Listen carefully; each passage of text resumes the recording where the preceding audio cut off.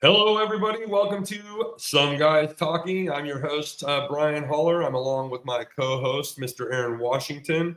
Aaron, Hello, how the heck folks. are you doing today? How's things going? Things are going good. It's good to see everybody. Indeed, and good to see all of you too. We are also super thankful to have our most wonderful guest, Seibo Shen, with us today. Seibo, how the heck are you doing today, sir? It is Valentine's Day. It is wonderful. I know people watching this, it's going to be sometime in the future, but I'm excited because I'm taking my daughter out for her first date with her girlfriend, and then I'll be taking my wife out for our special night. Oh, very nice. Lots of love in the air. Yes, inside baseball, we are recording on Valentine's Day, even though you will see this on the 25th of February. But nonetheless, there's a lot of love in the air, and we might as well enjoy it. So I'm with you too, sir. Thank you for joining us today. For those who don't know out there, maybe the Cliff Notes version of who you are and what you do, and then we'll kind of go back to the start and get from there. But ultimately, who's Seibo? What do you do? And what is your specialty today? Yep. So my name is Seibo Shen. I'm the Chief Innovation Officer for a company called Form Vape Technologies. We are here to create, obviously, really awesome functioning vaporizers, but we also want them to have really high level in industrial design. My background is I made my first vaporizer in 1997. So how many years is that, man? 27 years now. Yeah, that's 28 years. My math isn't so good, even though I'm Asian. But I also don't know how long ago that was. Yeah, a long time ago. So had a lot of experience making vaporizers and ran my own company back from 2013 to 2020. Like many people in the cannabis space, got burnt out from just grinding, hustling, pushing, and took a break from 2020 to 2023 just to rest, recover, heal, all that good stuff that us Californians like to do, plant medicine ceremonies, things of that nature. And I became a meditation coach, teaching other executives who were burnt out how to get back into alignment. And then at the end of 2023, got this inspiration that it was time to come back to the cannabis industry to really help as much as I could. And I wasn't too clear on how I would help other than to come back in and to share some of the information that I've learned over the last 3.5 years on how to be really aligned with the work that we are doing, how to prevent ourselves from constantly burning out,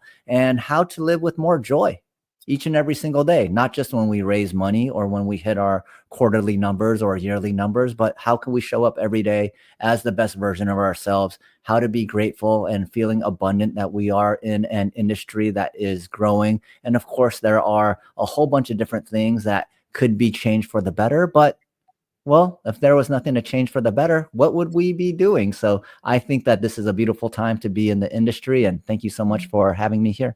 Hey, our pleasure. Thanks for being here. That's a good synopsis, but I'm pretty sure our audience might be wondering, wow, how do you get to do all those things, right? Aaron, any thoughts on your end about teeing Seibo up for sort of learning?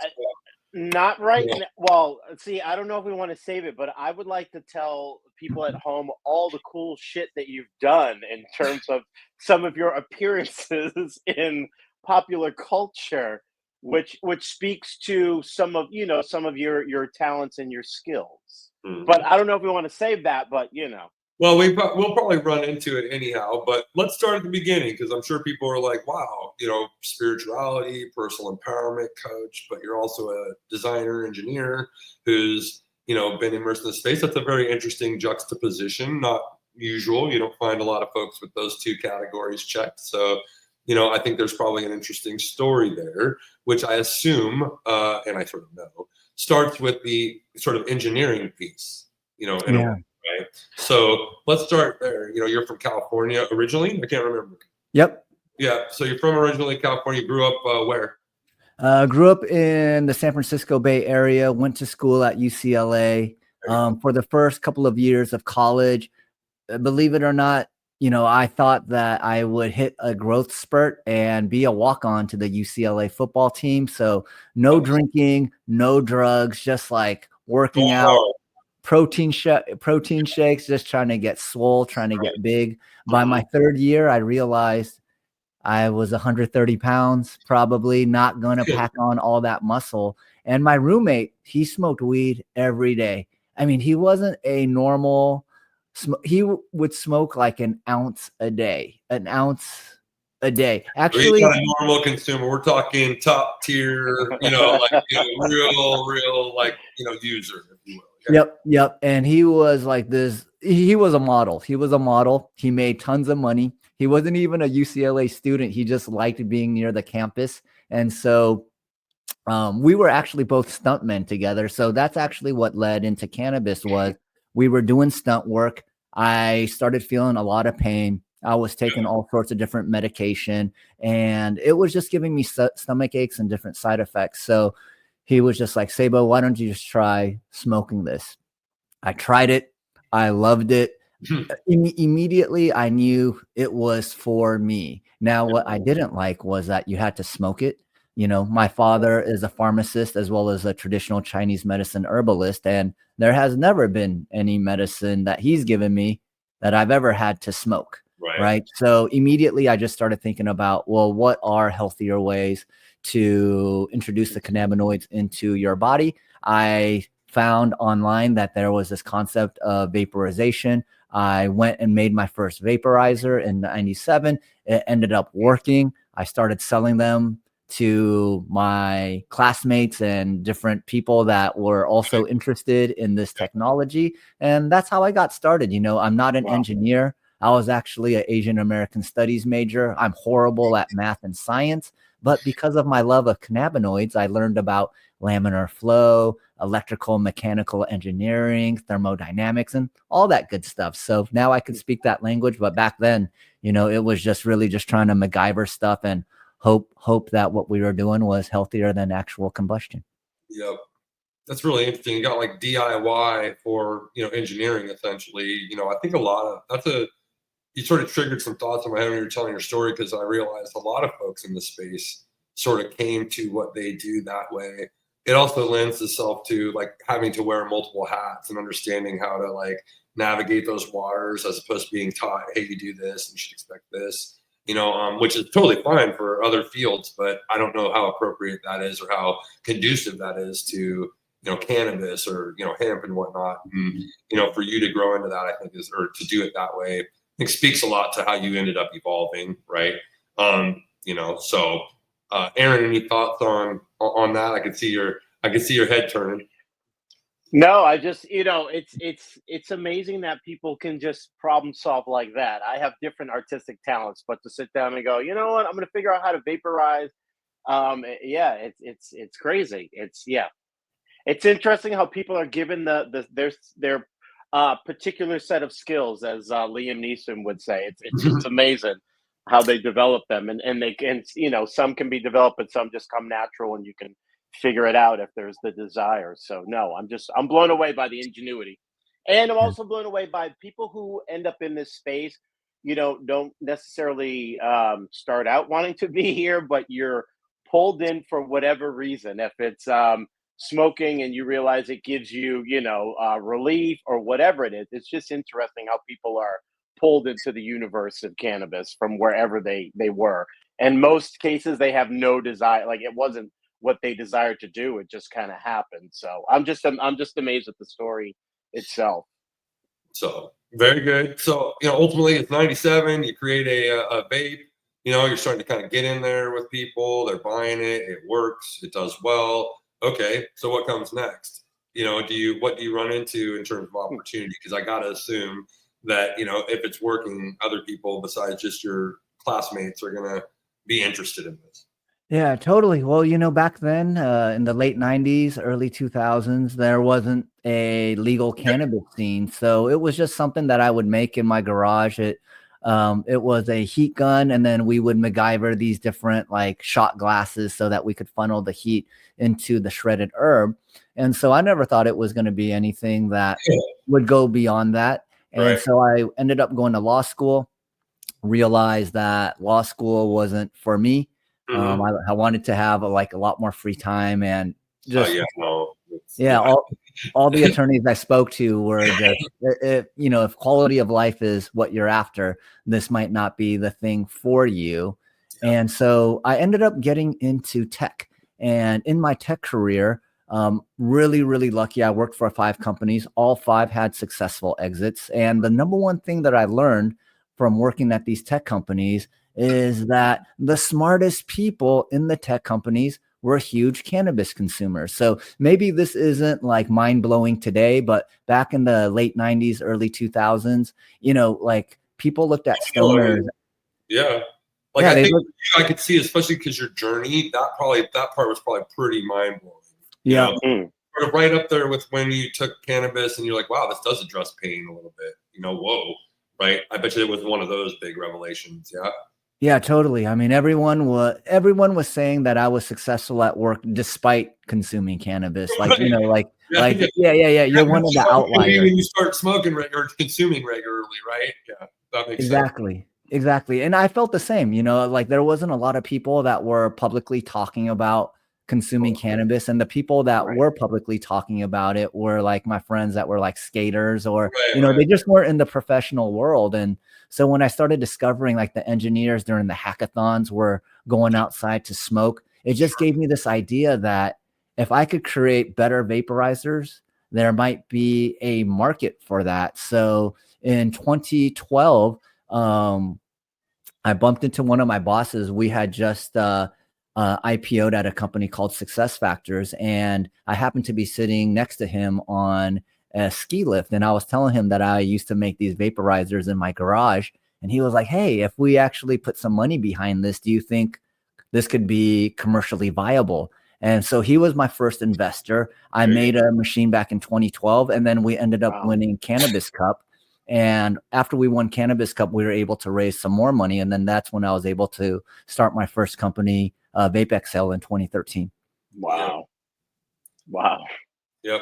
And then you're off and running really at that point. I mean, in a way, right? Like a new set of problems, a new set of, things to entertain. However, now you're in the business, right? Is it fair to say like, I'm in, like, dude, now I'm really, really in, and that's still pretty early. 12, 13 is still pretty early to be like in the business. Yep. So we had to crowdfund, and there wasn't like these investors that were all ready to jump in. I think by 2014, 2015, at that point, we started going to ArcView, and we won a few of the pitch events over there. But yeah, back in 2012, 2013, it was really like friends and family, and really just trying to raise money within our network or using crowdfunding as a means to get some more capital in to fund hardware. And, hardware, I would say, in my opinion, is one of the most challenging parts of our industry because, well, the hardware is typically coming from China. When you have to work with people that don't consume cannabis and explain to them what you want, there's always that language barrier. And even someone like myself that speaks Mandarin, like even when you can speak the language, there's not like direct analogies to something that tastes gassy or, like how like a bong rip feels when it goes into your lungs. Like there's just no like translation for that. And things like that. I mean, it's been so demonized, over the last several decades and beyond that, that's an issue like that you have to carry with you no matter even today when you're like engaging with people or reaching out to new audience and, other things like that, let alone like I've had the pleasure of doing a decent amount of times talking with other people in different countries about sort of how to work together or how this works. Or in your case, right, you're literally trying to work with the person manufacturing the key pieces of your hardware that's used for something that they might have a lot of like internal sort of like, hey, this is reservations, stuff. And, those are, I think, equally, if not more so, difficult barriers to break through than even the ones that you're talking about. And to have both of those things as an issue, I think speaks a lot that you're able to basically, you and your company and your partners are able to work with everybody successfully to even create, especially back then. Yeah. You definitely start learning that in order to collaborate effectively, you got to be able to work with a lot of different personality types and be able to just roll with the punches. Like so much has changed since 2013 in our industry that like I've almost had to like retrain myself and forget a lot of the stuff that I knew that worked, and retrain myself and kind of understand the new paradigm shifts of what is happening, what do the customers want and need, and then ultimately how do the brands supply this to their end customers. And the supply chain, typically, at least on my end, starts with me on the hardware side of things, and just making sure that for the extract artists and the farmers that put in so much of their time and effort into growing the best cannabis, preserving the terpenes, extracting in a way where the full cannabinoid profile is coming through. If the hardware does not optimize that experience, it just kind of takes everything away. So everyone needs to be, in my opinion, like top of class, head of class when it comes to these areas, if we want this beautiful plant to be experienced in the way that I know the three of us have experienced it. Right on. Yeah, I couldn't agree with that more. And I think people with those stances tend to make magic happen, to your point. They make it work. And what I think happens, and you've experienced this more than others, is when people from different sides of the aisle, so to speak, can come together and coalesce, whether that's in a business, a product, a collaboration of, things that are designed to make money for everyone or designed to create progress, a lot of amazing things can happen, especially if everybody's in alignment, to your point. Right. And that's really I think that's a big part of what you've experienced, even when it was much harder to do that. Like today, you're seeing a lot of innovative models that sort of reflect this and ways to adjust, and thankful, because that's really great, because we want to see this sort of innovation. But, I've got to think that like the difficulties in doing that so early, maybe started contributing to why you had to take a break eventually. Would that be fair to say?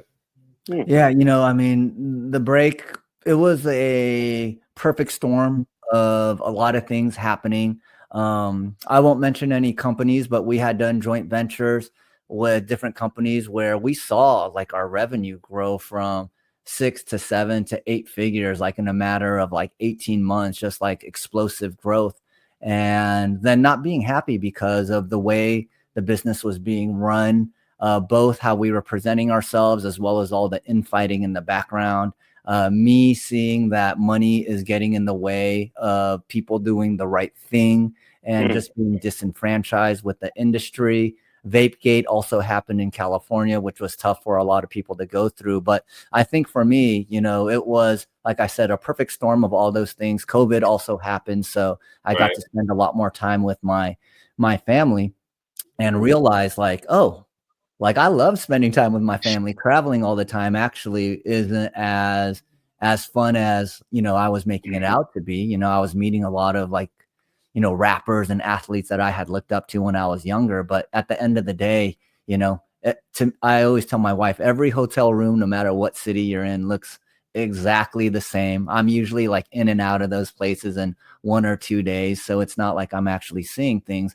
And as I'm traveling and I'm meeting more people, I'm starting to realize that everyone talks about they have a passion for our plant and they're like patient focused. But in my experience, and I was part of this group, like all we were trying to do was make money. Whatever we need to do to make money, to keep the lights on, whatever we had to say to investors in order to get money in, whatever we had to say to hold off like accounts payable until we got accounts receivable in. There was just like a lot of this stuff going on. And in my opinion, it wasn't like patient focused anymore. It was profit focused. And for me, anything that I do, like it has to be a fuck yes or it's a no. And the second I don't feel like passionate about something, then it's off to something new. And that's how I got into teaching meditation. And it was through a 90-minute meditation that I heard from,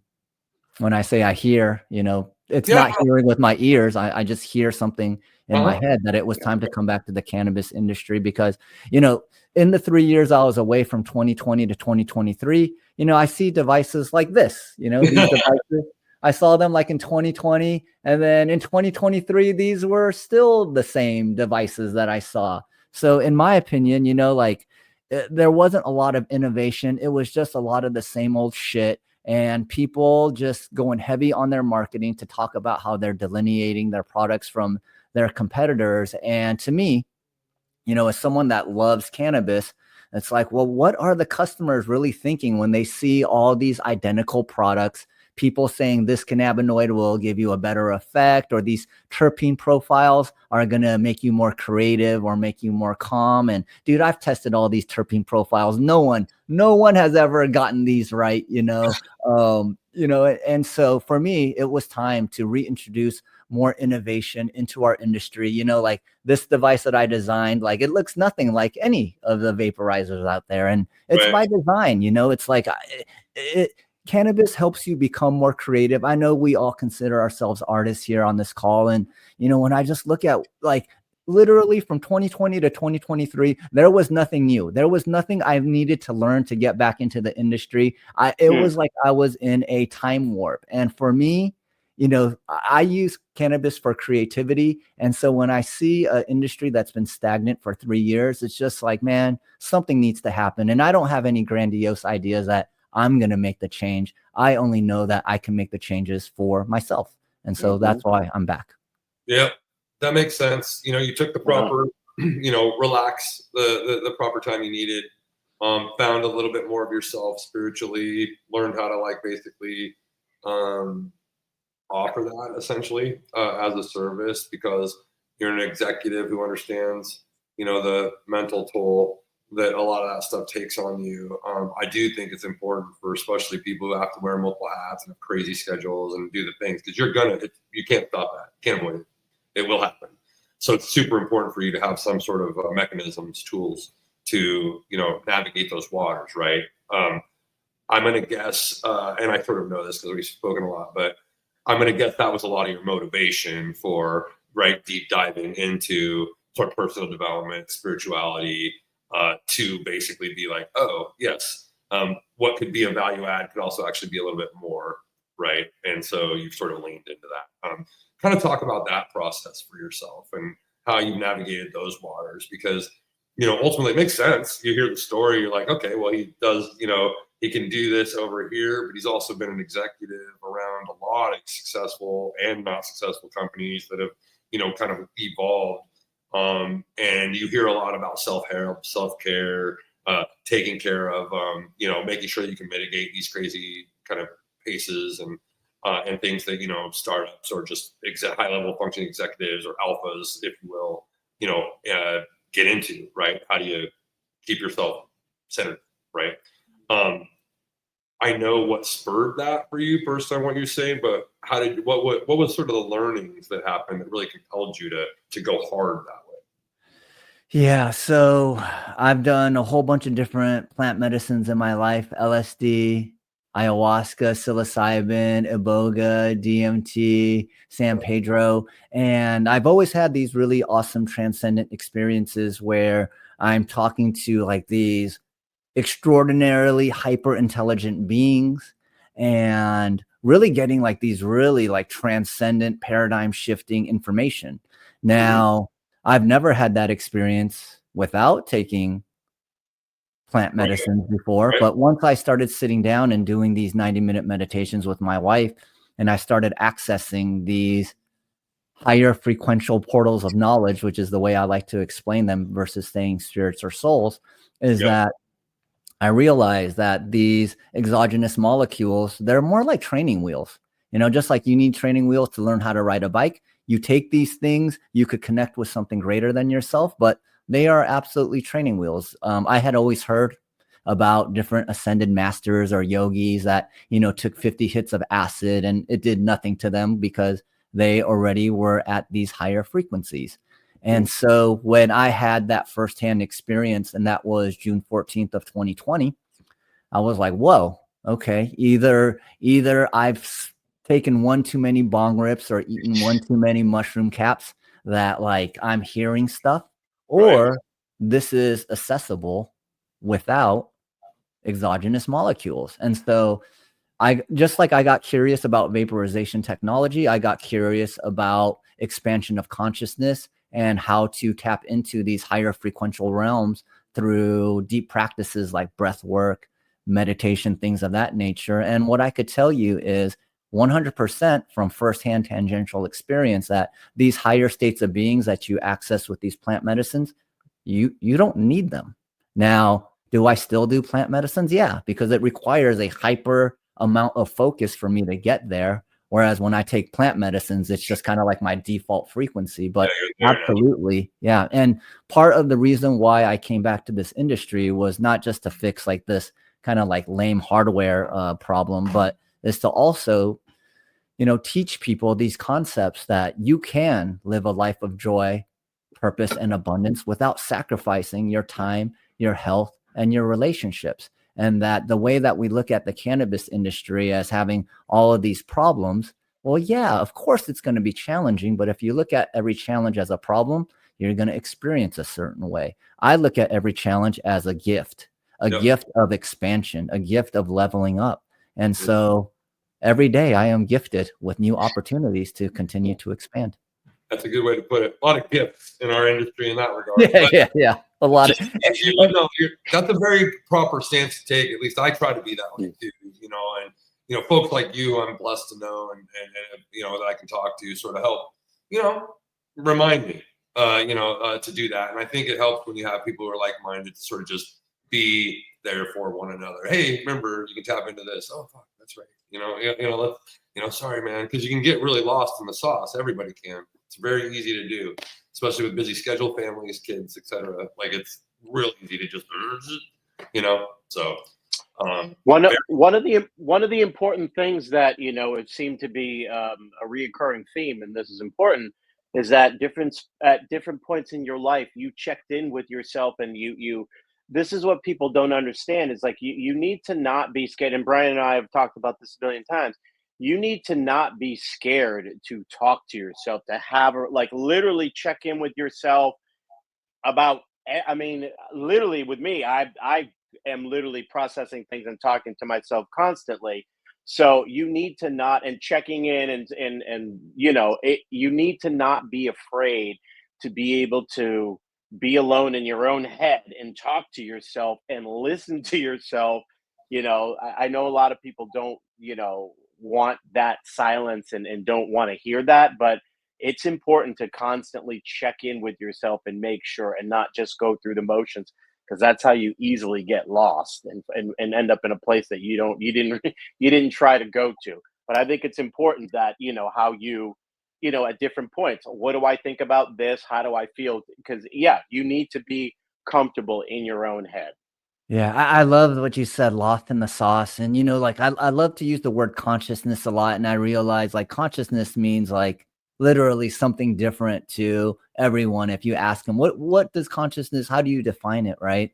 And so for me, when you said lost in the sauce, the reason why that resonated so much was that my belief is that we all get lost in our thoughts, thinking like whatever we're thinking is normal thinking. And we lack showing up every day with intention, and what is the intention? And I believe you can only get to your intention by going deep within yourself and asking yourself, like, do I still like making vaporizers? Does this still make me happy? Do I still feel like I'm making a difference? Right. And when the answer was no, I think that for a large percentage of my career, when the answer was no, I would just push through. No, Seibo, you're being weak. No, Seibo, you need to have more grit.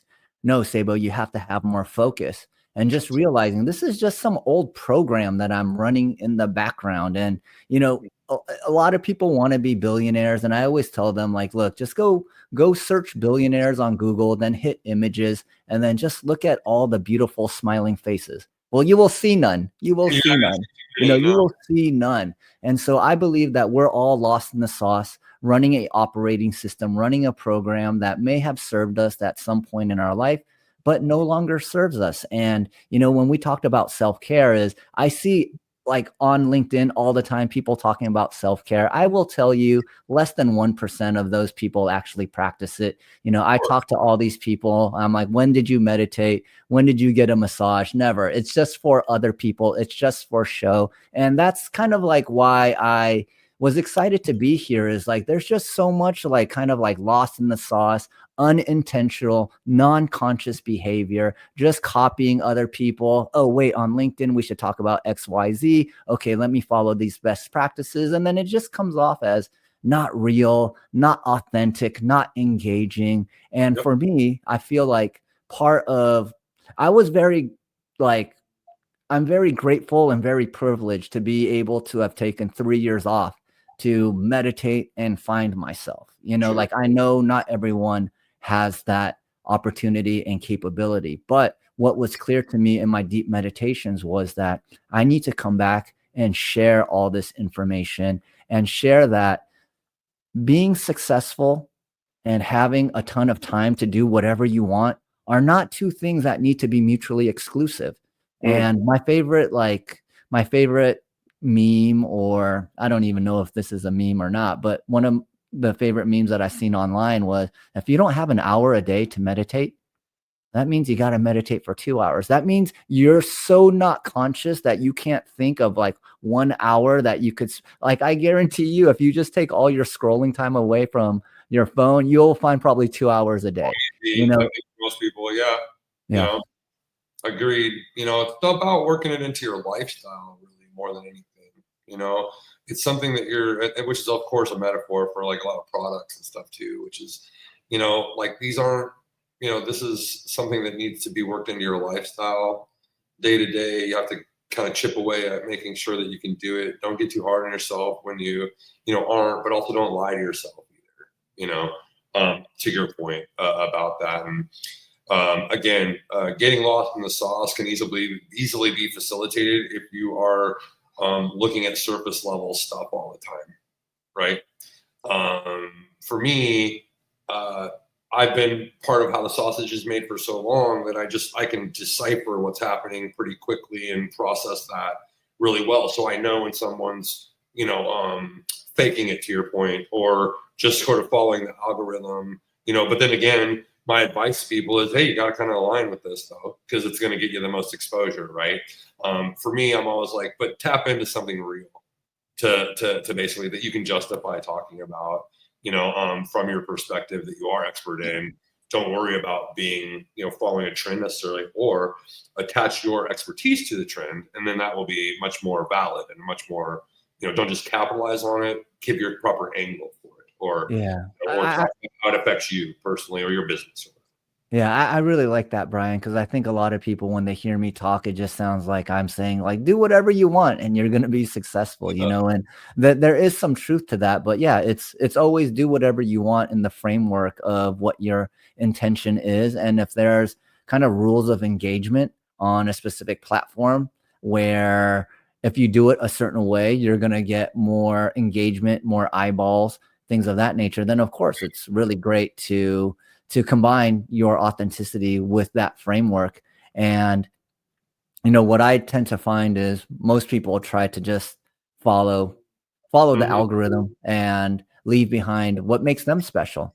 And that's what I believe is true for everyone. Is Aaron, you, everyone watching this, we all have a superpower that there is someone out there that wants to learn whatever we have to talk about. And I believe, we all got connected through separate channels, but we all got connected because we're authentic people. And I love this Gen Z saying of your vibe attracts your tribe. So to me, like being really authentic and being true while understanding like, okay, maybe on LinkedIn, you don't talk about like, a lot of maybe more just random personal stuff that you did on the weekend, whereas on Instagram you can, and just understanding like what each platform is for. I think, utilizing those two frameworks together is when it's most effective.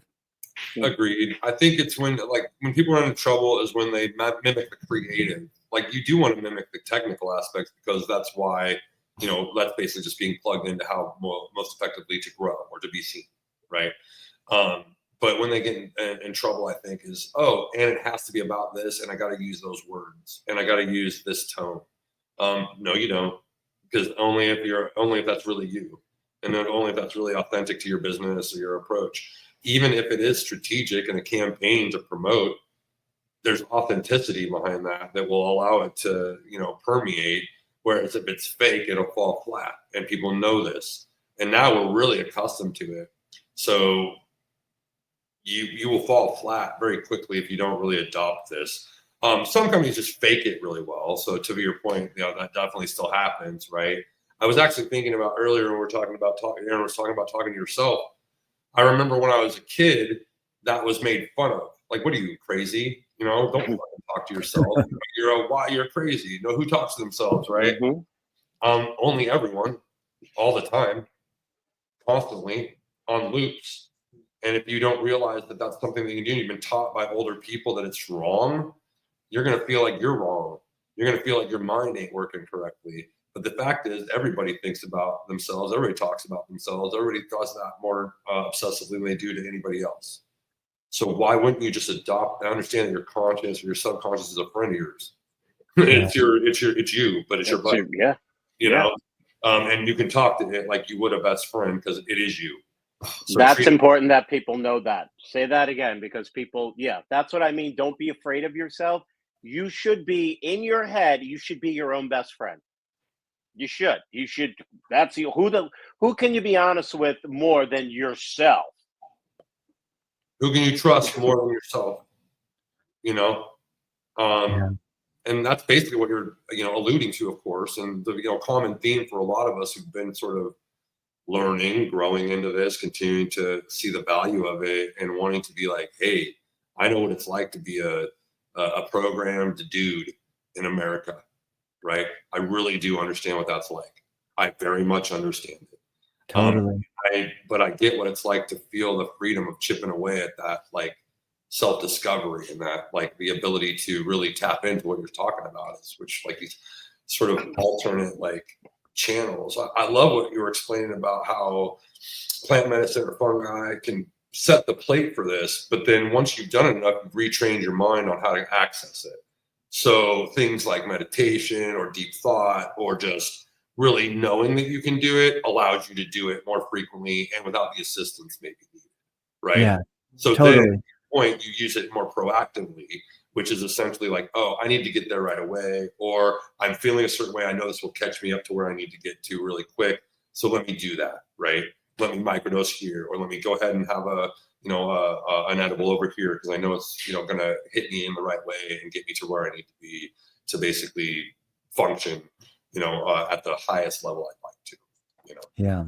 Yeah. And what's interesting is, as you guys were both speaking about this topic, I was thinking about, like, what is normal, and what it really reminded me of was this book called Dark Horse. And the book Dark Horse is all about people that took an unconventional path in life and then ended up being super successful. And they talk about there's a difference between being normal and being natural. Normal being like there's a certain set of societal standards that you're trying to live up to. And then natural is like, what's actually natural to you? Like, do you like being this way or that way? And so, when you think about like what's normal, like I'm wearing a medium hoodie right now. I would actually prefer a small, but I have longer arms. And so if I wear a small, the shoulder cut is good, but then my arms are like super short. And so normality, standardization isn't necessarily to benefit us. It's just a way so that we can mass produce things in a way that kind of fit the most of us. Or if you think about like standardizations or normalizations of like resumes and things of that nature, well, it's not necessarily to help the person trying to get hired. It's to help the employer kind of like sift through like, all right, Brian's good, Aaron's good. Yes, Seibo's not good. And so the whole basis of the book is, don't think about being normal. Think about doing what's natural for you. If you do what's natural for you and it's in alignment with what your spirit and soul wants, then that excitement, that curiosity, that energy will carry you through all these different challenges of whatever you may have to face by doing something that is off the beaten path. And, like for myself, I could 100% say it's true. Like I was not good at math or science. I was able to, every product that I've engineered has won awards. That's not me bragging. That's just fact, like it has. And so, this was a good example of me not knowing anything about any of this, just being hyper connected and aligned with wanting to make great vaporizers, and then being able to make what I believe to be the industry best vaporizers. And then when I got into meditation, same thing. I've never coached anyone before. I barely even meditated myself, but I got so into meditating that I was able to start a meditation practice. And then from September of 2020 to February of 2021, make enough money off of my meditation coaching that I was able to decouple from running my company and go do something different. And so I like to use my own personal examples of like why this methodology works, but then there's still tons of other ones like in the book. And to me, that's really important as we are starting to figure out how to make profitable, successful cannabis companies, and everyone wanting to borrow frameworks from the MSOs or the, I'm not going to mention any names, but or whatever. I mean, it could just be, hey, it's an innovative model over here. I can use it larger, smaller, etc. But yeah. Right. Right. Versus actually thinking of their own innovative models that actually might be better for their own business. Yeah, you're not wrong. Sort of that balance. Okay, there's like the 70% of stuff that you just have to do because you're in this field, you have this kind of a business.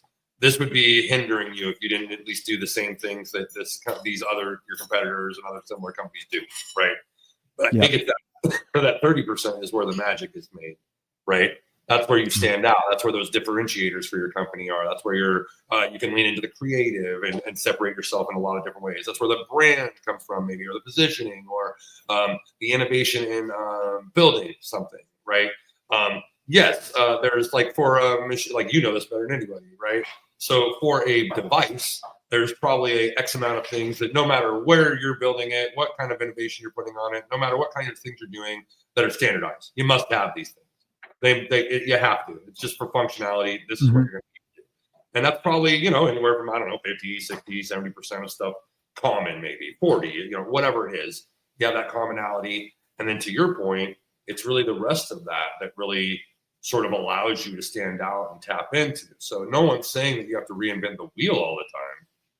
But people are saying, but what you're saying is like, well, build a wheel, like everybody else would normally build it, but then innovate after that. Yeah, totally. And I'm a big believer that many paths could lead to success. Right. Of course, there are best practices, and I'm not saying you shouldn't be aware of them, but one of the things that I've discovered about once something becomes best practices and they're in marketing or sales blogs, it's like we're already kind of on to the next thing. We're past it. Like once it's like a part of a program, right? Or once a marketer could like pitch it as a module, the shark has been jumped. I believe so. That's why I don't do stuff like that. Like people are like, oh, Brian, put together a module of this, No, because that just means that I'm capitalizing on, the things that I should be providing added value for my clients or for your business anyways. So I don't really realize why I would ask with my expertise, simply try to be predatory in that way, right? Like these are things that I would teach you anyhow, or that I'd need to allude to. And I'd rather be part of folks growing things and building things and doing that instead of stalling them out or making them get into analysis paralysis. Right. Yeah. I do think borderline, and I'm a little bullish on this, but I think it's disingenuous, to be honest, for a marketing professional to package up a social media course. Right. I literally think it's disingenuous. You should be doing that for them already. And that should be enough for you, your agency or whatever to scale. And you should be able to earn bigger money in servicing clients than there is in selling these modules. Oh, but is there? But there should be. And so shouldn't you have some ethical sort of, lane to explore? Because in my experience, the only people that do that are people who are subpar at their job. Right? It's a way to commoditize your plateau, right? You can't do more, so now you have to package up what everybody else knows and try to sell it. I don't find that very genuine. I don't find that to be very ethical, and I don't find that to be very conducive to growth. And if you're doing that in cannabis, even on top of that, which is a very volatile, nice market, if you're not contributing directly to product getting in the hands of people, what are you doing? Really, what are you doing? Like, it doesn't mean you can't have a nonprofit or professional services firm. Of course, like these are all things that we need to grow businesses, right? If we're not doing that, what are we doing, right? Especially in cannabis, right? In hemp, right? So that's a sort of, I feel like that's sort of an overarching theme we can sort of tap into, which is, do, right? Do, contribute, right? And that'll help you tap into something you can really have some true passion for. Yeah. And I'm a believer that, like, look, if you're just in this industry to make money, that's fine. Like, I'm okay with entrepreneurship. I've done tons of different things where it was just, to make money. It wasn't something I was into. I think where I start getting these feelings of getting triggered is when, you try to represent yourself as someone that is an ally of the plant and, just trying to do, good in the world. And that's when, to me, it just feels a little bit disingenuous. But I have no issue with people that want to make money, that are putting out good products and things of that nature. And to your point, Brian, like, I do believe that marketers have the most important job in the world, which is marketers. They shape the reality that we see. Like, are Crocs cool again? Yeah. Marketer, like, these things are not like, when marketers put out ads and things of that nature, it really does shift the way that we perceive reality. And, yes, I just reread one of my favorite books, which is Sapiens by Yuval Noah Harari. And he talks about the 3 types of reality. There's objective reality. It's 75 degrees. Brian thinks it's cold. We all know it's 75 degrees. right. Then there's subjective reality, which is Brian thinks 75 is cold. Aaron thinks 75 is hot. So we all kind of have our own subjective experience of 75 degrees. Right. Then there is a 3rd type of reality, intersubjective reality. Hey, Bitcoin's worth 100,000. Okay, it's worth 100,000. Okay, hey, Tesla stock's going up or down. We all agree that this is the value of it. Okay, it is that value. All right, Birkenstocks, they're out. People don't like Birkenstocks anymore. Crocs are in. All right, we all agree on that. Okay. And when you start thinking really deeply about how much of life is intersubjective versus objective reality, you start seeing, like, whoa, marketers influence the intersubjective reality more than just about anyone else. And those that control the marketing channels, the social media channels, have so much ability to influence the way that we look at reality. And this is why, to me, meditating is so important. Going deep within yourself, not having the outside noise influence what you're doing, and being able to trust that your internal guidance system is guiding you in the right direction. And to me, the reason why people can't sleep, the reason why people are always stressed out, the reason why people are always looking for answers outside of themselves. Hey, let me go read a podcast, or listen to a podcast, or read a book, or go ask this coach or this guru, is that they have no faith and no confidence in their own intuition and in their own knowledge, because we're just constantly being bombarded by outside noise. And so, when I walked away from San Francisco to move to this area, there was no one supporting this move. They're like, Seibo, like, why would you move to the boonies and be around people that have the completely different political ideology than you? And you'll probably be the only Asian guy there, which is true. But I couldn't listen to other people for how to live my life. I needed to be able to trust myself. And that's why I'm such a huge proponent of meditation. Is one thing that you will always get out of meditation is understanding yourself more. And as we age, as we evolve, I am not the same person that I was a year ago. I'm not even the same person that I was at the start of this year. There's been some huge shifts that have happened since just January 1st. And so if you are not spending time with yourself, understanding how you evolve as a person, as a spirit, then you will definitely get lost in the sauce. You will wake up and go, dude, I'm 48 years old right now. What did I do with the last 40 years of my life? Just being lost in the sauce. And to me, that's why it's so important and why I'm so grateful to be on here is, number one, talk about the cool vapes that I'm making, but just as importantly is, well, why do we use cannabis? It's because it makes us feel better, right? And if we want to feel better all the time, you know, I coached 188 people over the last 3.5 years. I've kept in touch with just about all of them. And when I ask them, how are you doing today? With 100% correlation, the ones that are doing good today have kept their meditation practice. Everyone else has had ups and downs of just like, this was good, this was bad. Do you still have a meditation practice? No. Why not? Well, because I started feeling okay again, so I stopped. And so I always tell people, it's great to meditate when you're at a deficit to get to baseline. But if you want to become superhuman, if you want to become supernatural, if you want to become bulletproof to whatever is going on and be able to live your best life, regardless whoever our leaders are and what they are or are not doing, is you get grounded with self, you tap into the infinite intelligence, and you will see that the creator is in all of us. And this isn't just me saying this based on philosophy. This is from firsthand tangential experience, following the scientific process, getting quiet every morning, doing my breath work for 15 minutes, going into deep meditation for 45 minutes, and then connecting with something greater than myself. Something greater than yourself. That allows me to just live with joy, purpose, and abundance. And to me, it is scientific. I do the same process every day. I get a consistent result.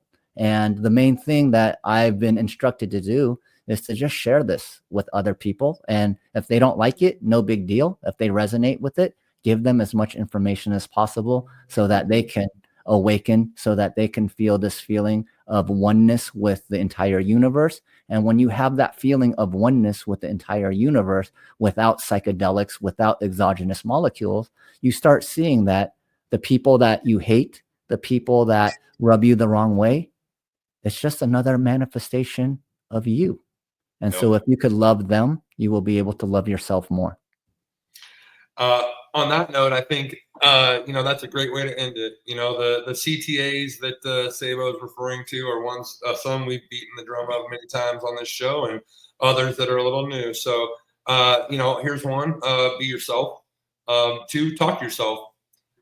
3, don't be afraid to go off the beaten path. And 4, make sure to have regular practice of centering yourself and making sure to talk yourself in whichever ways that you need to basically grow into that. If you need to be facilitated out first through a little bit more plant medicine and assistance, great. Tap into that, learn your routine, and then you can utilize those plant medicine for either getting there faster or just regular maintenance, as you continue to move down the path. So these are good things for everybody listening to this to adopt for themselves. Seibo, before we take off, please tell everybody where they can find you and access you and run into you out there in the ether. Yep, absolutely. If you guys are interested in hardware, it's Seibo at formvape.com, Seibo at formvape.com. My socials are just my first name, last name, Seibo Shen. It's the same one on YouTube, Instagram, TikTok. And thank you so much, you two. This was really fun. I didn't expect to get as excited as I got talking about what I didn't like about the industry, but I did feel it was very important to really discuss like why I got burnt out, why I stayed away, why I came back, and what I see is the opportunity. And I do believe that we all have the opportunity to normalize and destigmatize a very, very powerful plant medicine. And, those that I believe are doing it right, like you and Aaron, I feel blessed to be able to share space with you guys, to be able to talk about my opinions, and just very grateful to spend an hour with you guys on this beautiful Friday. So thank you so much. Right on, brother. Well, thank you, sir. We appreciate you, and the feeling's certainly mutual. Full disclosure, Seibo and we all know each other a little bit, and so it's been great to get to know you over these last 2 years too. And so I'm just really glad that we could offer an opportunity for you to speak to, folks. Right on. We would certainly encourage you to follow Seibo, find him. He's a very, very great follow on social. And then on top of that, hit him up if you're interested in working on any capacity, especially those 2 lanes. You got interest in hardware, you got interest in meditation and tapping into your best self. And anybody better equipped to talk to than Seibo. So, and if you want a good conversation, That's right. Seibo. You know, and if you want to see this, it's going to be on the Beard Bros Media Network. So, you know, like, subscribe, comment, share, clip it, you know, do all the good things. Make sure to tag everybody and do all the stuff. Hey, Seibo, thank you, brother. We appreciate you very much. Everybody, we'll see you next time. Thank you so much. Right on. Thank you, guys. Take care. Take care, buddy.